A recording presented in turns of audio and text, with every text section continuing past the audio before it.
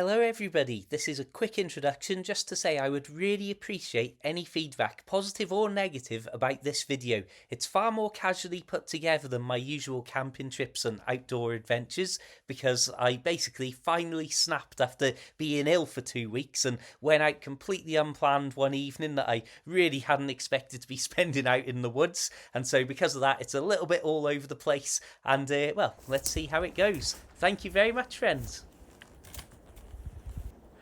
This'll do. Well, 2 hours ago, I wasn't coming out at all tonight. 2 hours later, I am a significant walk away from just where my other half Sam let me out of the car. And now she's long gone back home, so yeah, looks like I am definitely going to be out tonight. So this is actually a spot I scouted out a week or so back when I amazingly saw a white deer run into the woodlands over there. And so I thought it would be a fun little thing. Me and Sam were having our tea, having cheese toasties. I thought, I might go up and just spend the evening looking around. Bit of a stakeout. Obviously I'm not a hunter or anything like that, just get some great photos and potentially amazing video footage. And then I thought, well, I'll pack my tent and everything. Of course, I don't think if I'd have realised it was already going to start raining on me and I would be walking through the clouds over the bleak, barren looking landscape, that I would have maybe set out so late on in the evening. But it's all fun and games. So I'm not absolutely determined to spend the full night out. I think I'm probably going to, though, looking at how the weather's turning. So let's get this tent set up. Less than 2 hours until sunset, and it's not very bright to begin with. This was also my first proper night out in the wilderness with my new tent. This is a Nightcat single-person trekking pole tent, and I've got to say, every time I get this thing out of its bag, I love it just that little bit more.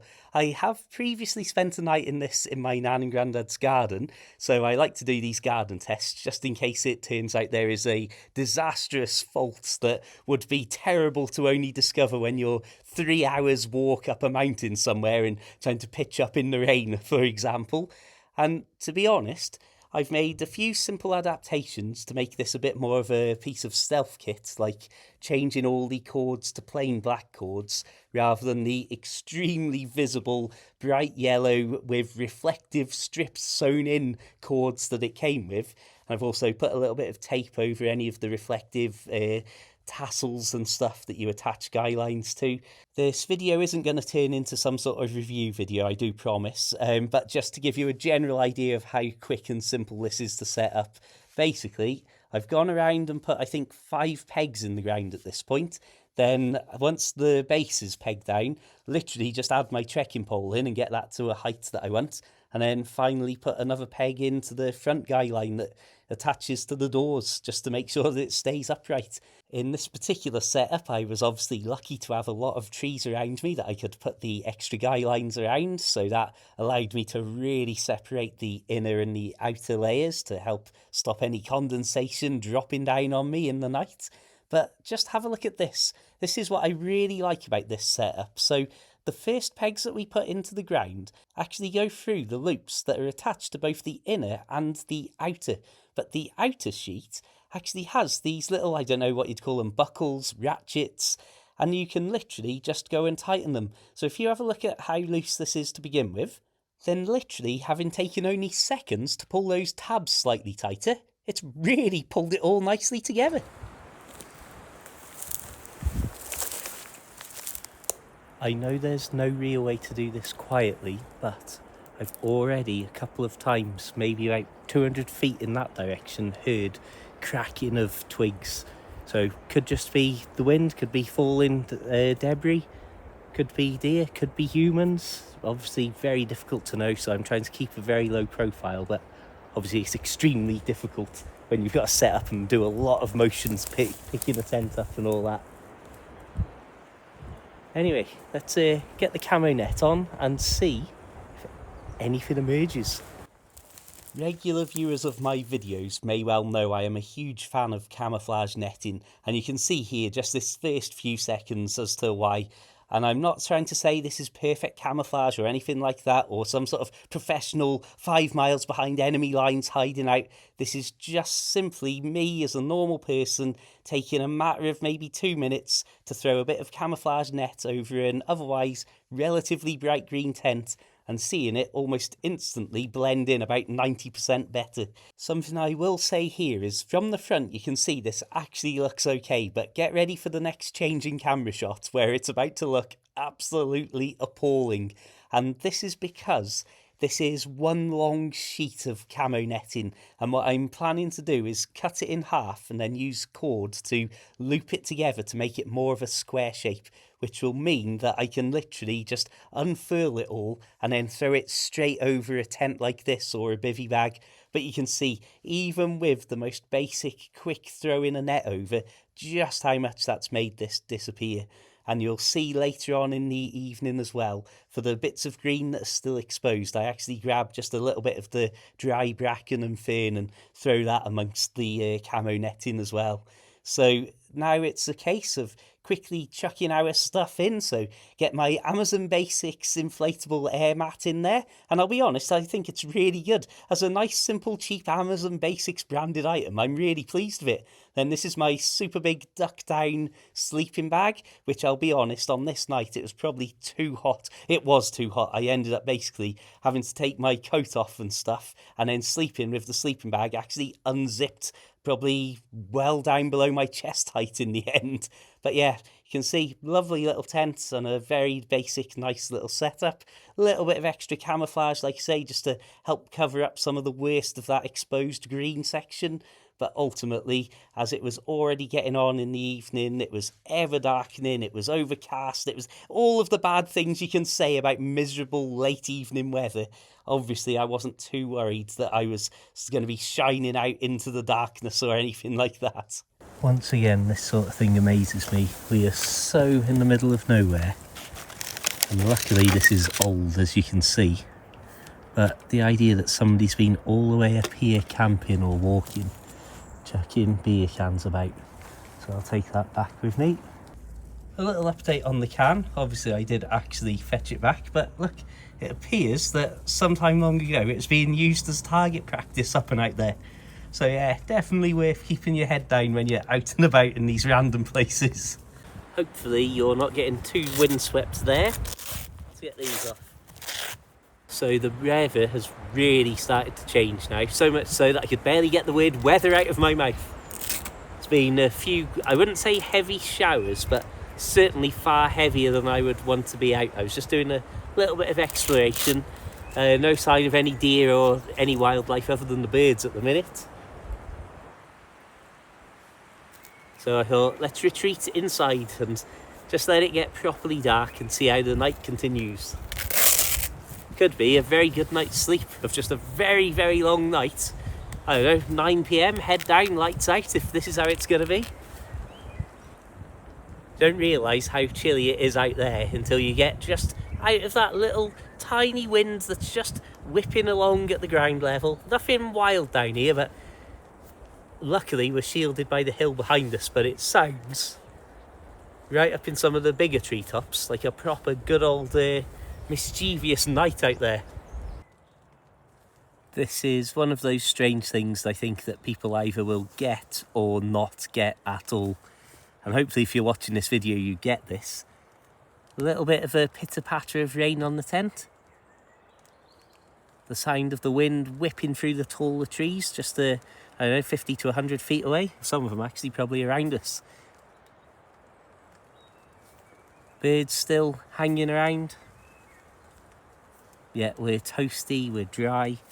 I'm devastated to say it was only when I started putting the sleeping bag in that I realised Sam had put a bag of various treats and odds and ends to eat, because obviously I've had proper food tonight and that already.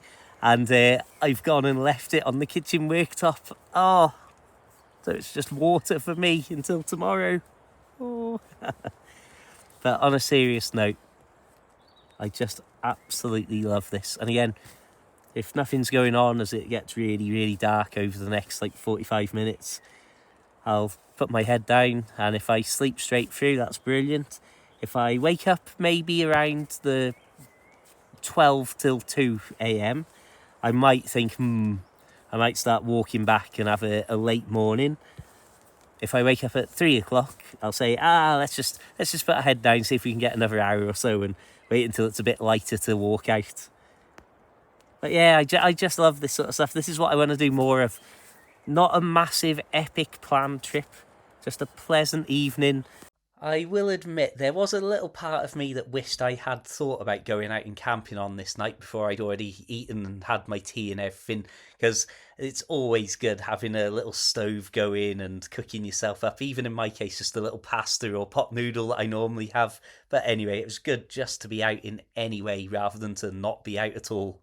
Just a little side note here, once again, look at that constant cloud and drizzle just blowing through endlessly. So it's getting really dark here. It's really starting to drop in temperature as well outside. And we've had a few good showers of rain, I'd describe it as. But you can see the tent is looking quite well blended. The camera's making it look awful. I've got just a little bit of fern in the top there just to stitch the front and the back part together, and those bits that were exposed I've now gone around and completely covered with fern. So there should hopefully be no real obvious weak spots in the camouflage. But I think, whether I want it or not, I'm going to have to get inside, wrap myself up. I think I'll get my waterproof clothes out ready for the morning. And here at 8 o'clock, I may well be preparing for the end of the night.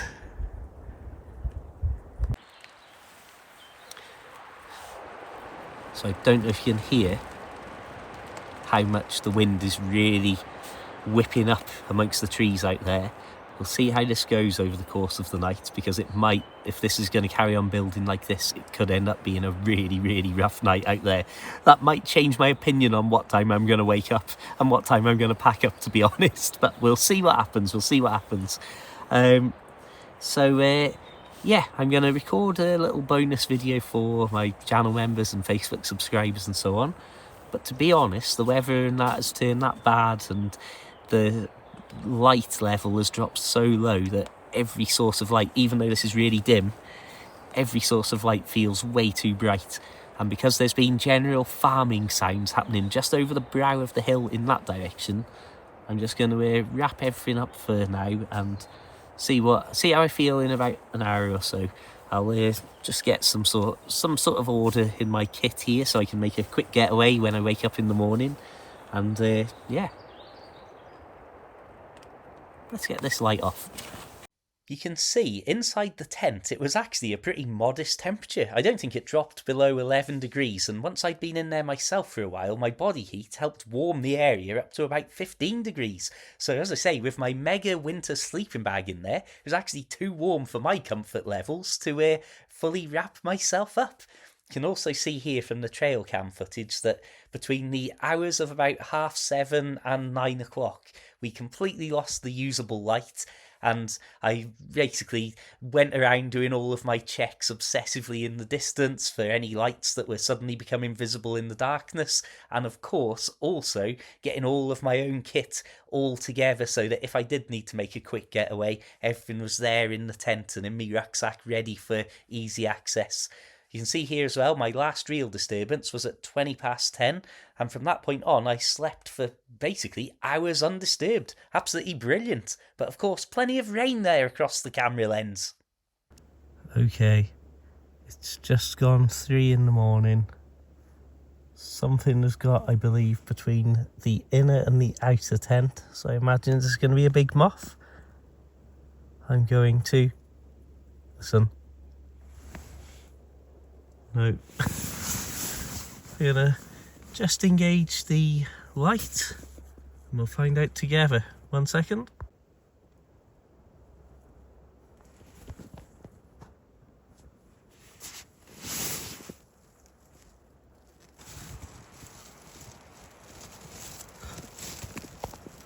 I assume there's a rat. Look.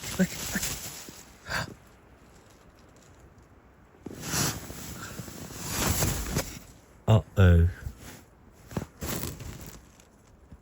as you can see, at 3:10 in the morning, my perfect undisturbed night in the wilderness came to an abrupt halt, and I got out of the tent as somehow the most dazed yet alert person in Wales. Okay, my friends, we've got the luxury chandelier up. I'm using the front-facing camera, so it's not particularly great quality, and I am looking so old, so tired, that I don't even look like the same person. I haven't got my glasses on, that's probably not helping. Right then, that's better. That looks a little bit more like me. So, cooler heads have now prevailed, and obviously it wasn't a rat running around on the roof. It was a lovely little field mouse, I'm sure. But if anyone asks, we'll say it was a terrifying, spooky woodland monster. But as it is now approaching 3:30, we're within the ballpark of being about an hour and a quarter before my watch alarm. I try and have a gentle alarm on my watch before my phone kicks in, so the watch was set for 4:45 a.m. and so I think, rather than lie here for half an hour failing to get to sleep and then just knowing exactly what I'm going to do, which will be get up in a strop and go anyway after wasting half an hour, I'm just going to go and deal with this wind and have a nice relaxed walk back. Sunrise is something after 6 a.m, so I'll be out and about to see that. And yeah, it's been a beautiful night up until this moment. It's just a shame I was almost there for a nice clear straight through till somewhat to 5 in the morning, and then a sensible return to Samantha and so on. Anyway, let's get going. Here's a little bit of a curiosity. You can see from the timestamp here that when I first got out of the tent to look for what I thought was a rat in my morning daze, I was actually out of the tent for over 3 minutes, stood in one spot. And I think that, unfortunately, is a sign of how sort of out of it and dazed I was. But you'll also notice here, it took me until 3:37 to actually start packing up. And that's again that thing of I was hanging around debating whether I wanted to leave at that point or wait a little bit longer, and then once I saw that 3:30 roll around, I thought, you know what, I'm definitely going to be awake now. I've been awake for 20 minutes, so let's just record a bit to camera and then let's start the long old walk back to civilization. And typically you can see here again, nothing but endless rain and drizzle. And it's a real shame, really. I think because I hadn't really planned this night out, it meant that I hadn't picked a day that was obviously going to be great weather for the evening. And more to the point, because I hadn't been planning on this, it meant that everything that was happening on this day that I was waking up on was then going to be overshadowed, depending on how much sleep I'd had, what time I'd managed to regain my connection to civilization and so on. But ultimately, like I say, I am far happier to have gone out, been rained on for hours, had probably a good sort of 5 hours sleep, like a real good segment of sleep there, to be fair, and then still been up and out and done a ridiculous walk at stupid o'clock in the morning. So all in all, a wonderful evening and just a super, super casual experience. I would like to thank you all for joining me for this. I'm afraid there's no clips from the walk back because I was hoping to show you the sunrise and stuff to end this video, but of course it was just a grey, drizzly, overcast morning that turned into a grey, grizzly, overcast day.